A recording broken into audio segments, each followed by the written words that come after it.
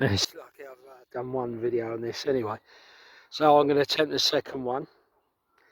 So I'm going to talk about the Carmelites. I've never heard of them. The reason I'm talking about is I'm a ufologist, and obviously I saw something really strange above the tree line at Horton Heath. Effectively, I saw nuns moving across the tree line at Horton Heath in Dorset, not too far from Westmore's. There's a trail there. There's this old ancient sort of, probably like a hill fort.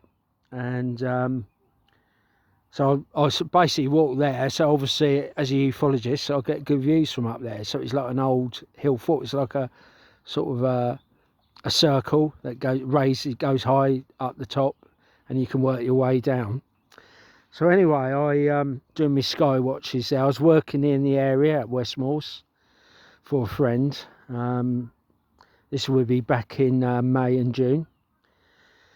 And obviously I'm a ufologist, and I've obviously seen a lot of strange things over the years. But what I saw was beyond strange. I recently done a paranormal with my friend at Waverley Abbey. And yeah, so I got a few strange things on the camera. This is with Terry Brown, so check him out, Terry Brown. You'll find him on YouTube. He saw a haunting hand at King Henry's Castle at Odium. So yeah, so he's seen some strange things. But anyway, I'm a ufologist, and I was at Horton Heath working for a friend, painting and decorating. Anyway, I thought, what shall I do? It's a strange. That's an aircraft, surely. Yeah, because I'm not too far from Farnborough.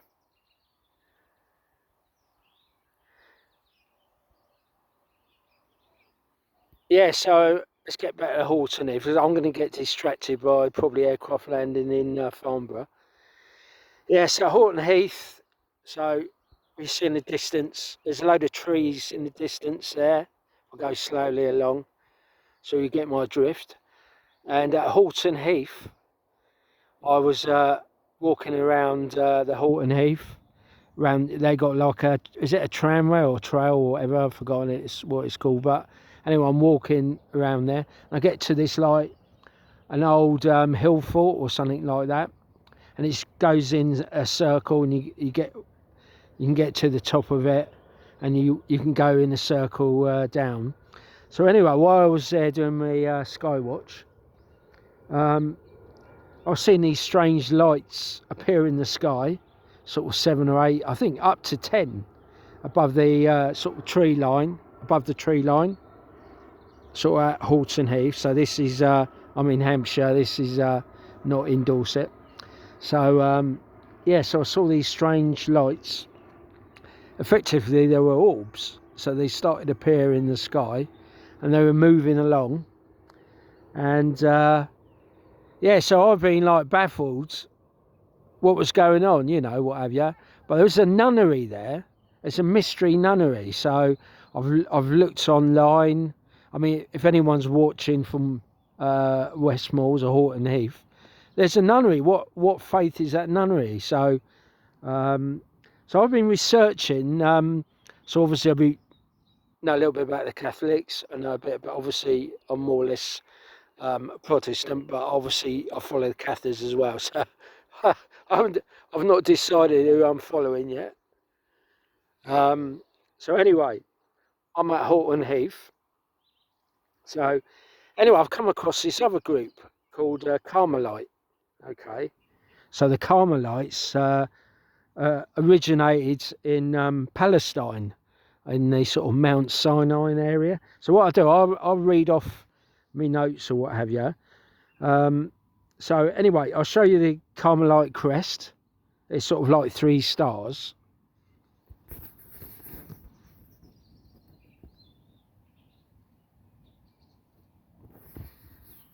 Right, guys. So anyway, the Carmelite crest is shared by all members of the Carmelite family.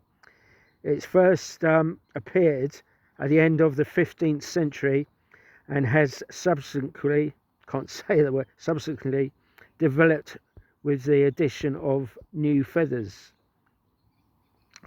not feathers, features. So I'm trying to read this off in the dark.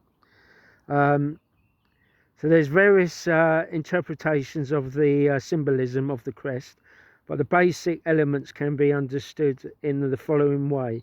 The mountain at the center of the shield represents Mount Carmel and the original home of the order. It sometimes topped with the cross representative for Christ as the goal of our spiritual journey. The three stars have been variously interpreted, representing Christ, Mary, and Elijah, or just Mary and the two prophets, Elijah and Elisha. Other interpretations suggest that the two stars at the top symbolizes Mary and Elijah, while the star still ascending. So while the star's still ascending, ascending the mountain, stands for the Carmelites still journeying to God. So the star that's still ascending the mountain stands for the Carmelites still journeying to God. So they're still on their journey. The crown above the shield symbolizes the kingdom of God, from which emerges the fiery sword of Elijah, and who is burnt with zeal for God. His statement, zelotus sum pro domino deo excitum, if I pronounce that right in Latin, the sum pro domino deo exercitum or something or other. What I do, I'll show that so you can correct that. I have bear very zealous excitum. I have bear very zealous for the Lord God of hosts surrounding the shield. So over the next 20 years, Teresa founded another 16 of these monasteries. She visited them regularly and wrote several books outlining her understanding of the prayer and how the nuns should live. After Teresa's death in 1582, her reforms spread across Europe and the New World, and the Teresian Carmelite monasteries are now found all around the world, in times and conditions that have changed, but Teresa's basic vision has proved to be irrelevant in the 21st century, as it was 500 years ago. It is this life that the Carmelite nuns live today.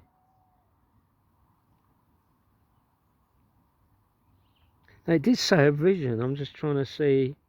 I don't remember it was mentioned a certain vision.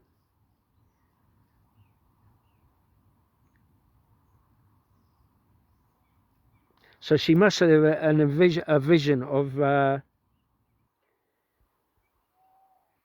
must have had a vision of Elijah. Yeah, she must have had a vision of Elijah ascending the mountain. Stands for Carmelites still journeying to God. Yeah, I'm gonna have to look into it a bit more. So yeah, so obviously I saw some strange lights moving across the tree line at Horton Heath, and I ain't got a clue. I still ain't got a clue what it represents. It's something obviously religious. That's I've got no doubt for that. So I mean, if you look at the pictures I've got above the tree line, they're of holy figures. So we got to work out which religion they represent, or perhaps they represent all of Christianity. So let's say, does it represent all of Christianity and some other faiths? So yeah, very, very strange. Yeah, so what I sort of Horton Heath, is it to do with the Carmelites? Is it to do with the Cathars? Or is it to do with Christianity or another faith? But that the nunnery there, I haven't got a clue. There's no signage. Just all it says on the gate, there's a nunnery, and that's it. Just says a nunnery. It doesn't say what faith it is. It's possible. It's possibly Catholic, but so the Carmelites were nearby as well. So I think there's a monastery or something near where did it, Wimborne or somewhere like that.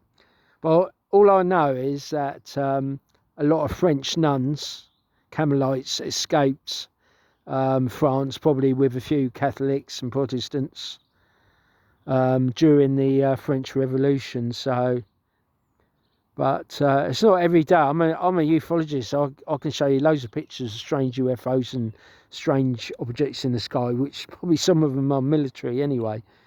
But yeah, so unless it's a new weapon by the military, you know, we'll project nuns moving across the tree line. So that's a bit below the belt. So let's start projecting people's religions in the sky. So I very much doubt they would do that. But yeah, that's what I saw, guys.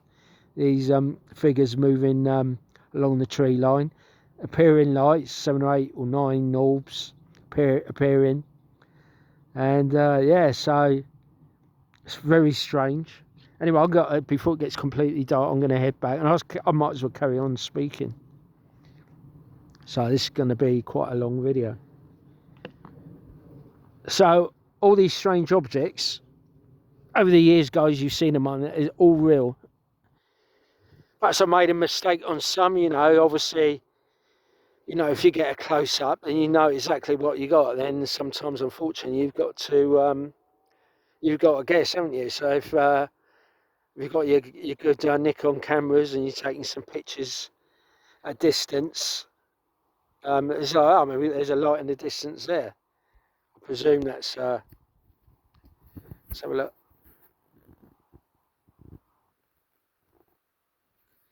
That's probably a light of a house. You've got a bit of traffic moving along there.